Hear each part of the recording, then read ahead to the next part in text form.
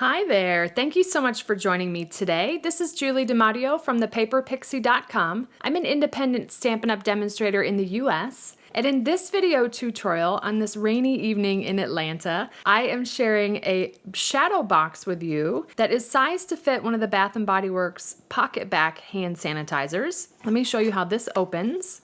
It opens like a book, which I absolutely love the way that this looks. I've got designer series paper on the back as well as on the spine, and such a fun, beautiful, cheerful stamp set with the flowering tulip stamp set. So I love to make shadow boxes. I've made over 20 of them over the years. This is the first one I've made to fit a PocketBac. I want to share what the inside dimensions of the shadow box are in case you want to put something else in here. It measures 1 3/4 by 2 3/4 by 1 inch deep. Again, I did size it to fit the PocketBac, but I know you'll find other things to fit in there. And I just love the way that this opens and closes like a book. So let's go ahead and get started. I'm going to start with a piece of Poppy Parade cardstock that measures 8 inches by 9 inches. And on all 4 sides, we're going to repeat the same scoring measurements. Those measurements are going to be 3/8 of an inch, 1 3/8, 1 3/4, and 2 3/4. And I'm going to repeat those same 4 measurements on all 4 sides. Now with this still on the short side, I've got this in portrait, we're going to make 2 score lines where we're only going to go down to the second score line. We're going to do the first one at 3 1/8 down to the second score line only, and 4 7/8 down to the second score line. I'm going to rotate this 180 and repeat the same thing, 3 1/8, stop at the second horizontal score line, 4 7/8, stopping at the second horizontal score line. Then I'm going to rotate it to the long side, and we're now going to score down to the fourth horizontal score line at 2 3/8, so 1, 2, 3, 4, and stop. You're stopping before this big section here. And 6 5/8, again stopping at the fourth score line down. Rotate it 180 and repeat, 2 3/8, and 6 5/8, like so.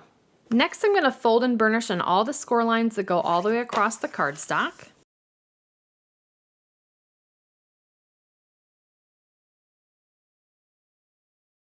All right, now I'm going to bring in the template here. You can see all those crazy score lines that we made, but there is a method to our madness here for shadow boxes. I like to put my cardstock in portrait. It's easier for me to see the score lines if I look at the back side. And the easiest way for me to keep track of where we're going to cut is I start along the bottom, and I'm going to come in 4 score lines. I'm going to cut up and stop just before this big giant section. And then I'm going to come in 3 score lines and cut up to that big giant section as well. So kind of creating a little strip here. So I'm going to come in 3, cutting up and stopping at that giant section there, and then coming in 4.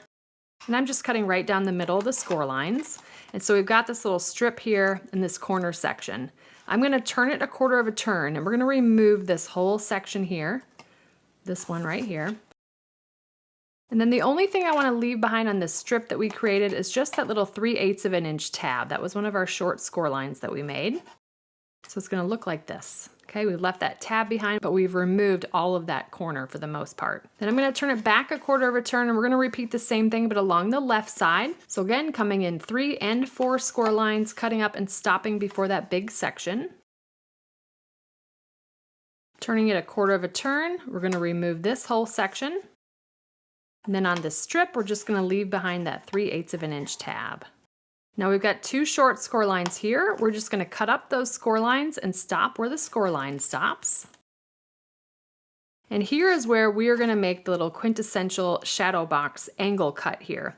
Now I like to flip it over and fold this big section out of the way. Essentially what we're going to cut is from this score line beneath where the end of that cut is. And we're going to cut on the angle from this edge, angled up to the bottom of this cut.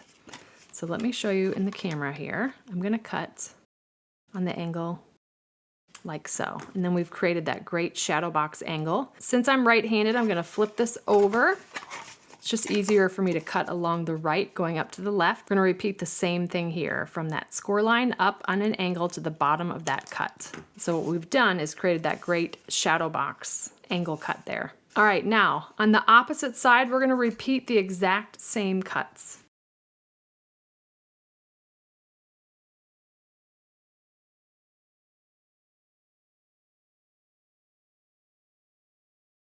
All right, now that that part is done, we're just gonna do a little bit of cleanup here by doing some miter cuts. So I'm gonna miter cut on all 4 of the tabs and also all 4 of these outside edges. So I'm gonna go ahead and do that, folding things out of the way to make it easier.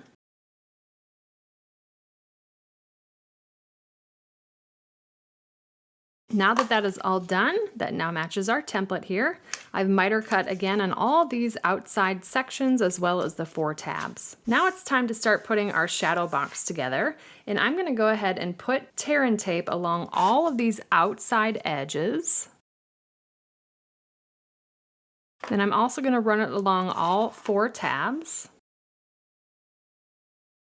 Like so. Now I forgot to mention we are on the outside of the shadow box, so it's going to kind of curve this way. That's where we put all the tear and tape. Now I'm going to flip it over, and 4 more spots to put tear and tape. I'm just going to run a little piece right along that diagonal edge. That's going to help the shadow box corners look really nicely and stick down. And this part can be messy because nobody's going to see it. All right, like so. So we got those 4 running along those diagonal edges, and then we've got tear and tape on all these pieces as well. Now I'm just going to grab my silicone mat here so we don't stick to our surface, but I'm going to pull all the backing off of all the tear and tape. And if you happen to have any tear and tape hanging over the edge, just go ahead and fold it back on itself.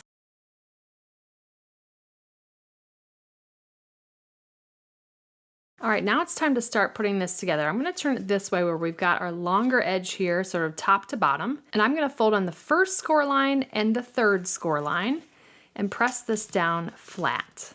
Now we're using our score lines to square up this box, but when you lay those down flat, that is how we start to build the first edge of our shadow box here.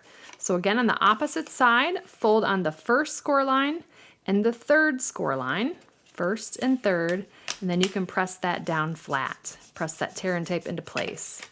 But then we've got something that looks like this, starting to come together. The next thing I'm going to do is go ahead and line up these tabs here, and I'm going to line up this score line with this cut edge, and we're just going to work our way around to start to put our shadow box together. All right, so we've done all 4 corners, and that makes the shadow box look really nice to have those little tabs in there. Now it's time to fold these in, and I'm just going to take this edge and kind of curl it in so it hits that back wall, and then we can roll that side into place. It's easier done than said, probably. So I'm just going to make sure that's touching the back wall, and then I'm going to roll this into place. Now as I do that, I'm also kind of pushing in on the side here to catch that diagonal piece where we put that tear and tape. And that gives us a really nice formed edge there. And that tear and tape is holding that diagonal section down. Now we're going to repeat the same thing on the opposite side. Again, taking that edge of the cardstock, kind of curling it in to hit the back wall, and then we can roll it into place. You are going to stick to your tear and tape a little bit, which is normal, and then we can just go ahead and roll that into place. And as I do that, just pressing in from the corners and pressing down. And that is the shadow box piece of this. It takes a little bit of practice, but once you do a few of these, you can't stop. They're such a cool type of box. All right, we're now gonna start with the book cover here. And I've got a piece of Poppy Parade here that measures 3 9/16, which is just 1/16 more than 3.5, by 6 3/16, which is just 1/16 more than 6 1/8. I do want to show you on the paper trimmer what I mean by that. I'm using the imperial measurements, or inches here, and each of these little gray tick marks along this side, don't look at the top, that is metric, but these gray marks between the 1, 2, 3, 4, 5, 6, each tick mark is a 1/16 of an inch. So to cut this, I just want to share with you 3 9/16. So I go to the 3.5 inch mark, and then I slide it 1 tick mark to the left, and that gives me 3 9/16. Now for the 6 3/16, believe it or not, it is the first tick mark into the gray plastic. So 6 1/8 is right here where the white plastic stops, and I'm just going to go right to that first tick mark, and that is the 6 3/16. Okay. Now we're going to go ahead and score this from each edge. We're going to go on the long side at 2 9/16. So I'm going to 2.5, and I'm sliding it 1 tick mark to the left. That is 2 9/16, and I'm going to score. Then I'm going to turn it and rotate it 180, and again 2 9/16, and score. So we've got a piece that looks like this. I'm gonna go ahead and fold and burnish on those score lines. And I just want to show you the reason why we did all of those 1/16 of an inch is to make sure that we've got the perfect amount of space for the shadow box to fit in the book cover. We needed just a little bit so that fits inside. And now we can adhere our designer series paper. This is the Flowering Fields designer series paper, and I have 2 pieces that measure 2 3/8 by 3 3/8. If you had a directional pattern, you want those to be in portrait. And I have 1 piece that measures 7/8 by 3 3/8. And then using liquid glue, I'm going to adhere all of these pieces to the outside of the book cover.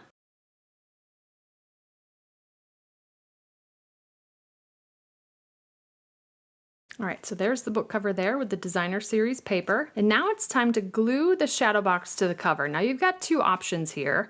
One, you can just glue the base to the back side of the book cover and you can leave that spine and the cover loose, or you can glue both the back side and the side. That's what I'm going to do for this one. So I'm just going to put liquid glue along the bottom and then also along this spine here.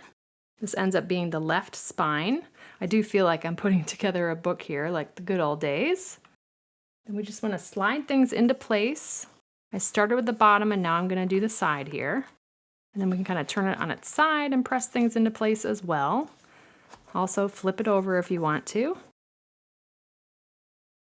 All right, there we go. We've got our really cool shadow box with a book cover, size to fit a pocket back. Now we're going to focus on stamping this piece. This piece measures 2 1/4 by 3 1/4. And on my live stream this week, I created this Z-fold card. Now this panel here measures 2 3/4 by 3 3/4. But I had set up the stamp images for this on my Stamparatus, and I wanted to use those stamps on this. So I'm going to show you a little trick with the Stamparatus. Now this piece is 1/2 inch smaller, both top to bottom and left to right. So keeping that in mind, I'm going to bring it in 1/2 inch from the top and 1/2 inch from the right. And then I've just got some Post-it tape. We'll hold this into place here.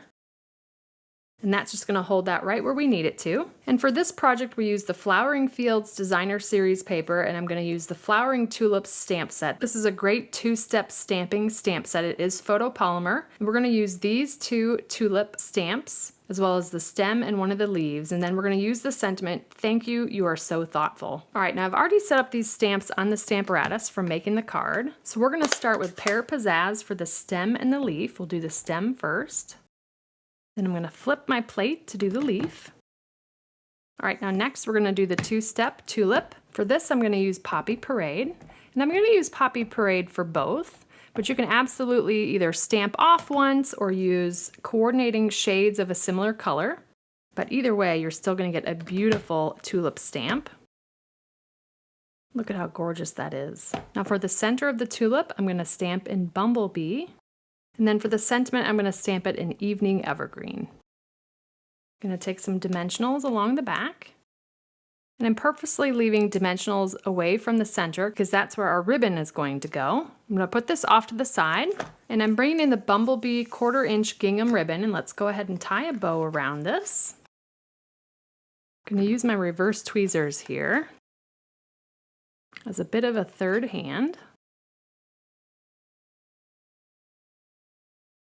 All right, so there's that sweet bow on the side. We're going to bring in our stamped image here and center that along the top here. You see a little bit of the Flowering Fields designer series paper peeking out from beneath. And then I'm going to grab one of the brushed brass butterflies and place that off to the side here. And there we have our Flowering Tulips shadow box with a book cover, size to fit a PocketBac hand sanitizer. So thank you so much for joining me today. If you enjoyed this video, please give me a thumbs up. Subscribe to my channel and hit that bell icon so you don't miss my next video. If you're interested in purchasing any of the Stampin' Up! Products I used today, they'll be linked in the description. And I'll also include a link to my detailed blog post with all project measurements, details, and a picture of the template. I'd love to have you come visit me at thepaperpixie.com where I post projects to inspire you. And if you don't want to miss a thing, you can subscribe to receive blog updates via email, and you'll receive an email each time I publish a new post. You can shop with me anytime at thepaperpixie.com/shop. And if you're interested in a discount on your Stampin' Up! Purchases, the starter kit is the ultimate bundle, and it's a great way to fulfill your wish list for less. You can purchase the starter kit at thepaperpixie.com/join,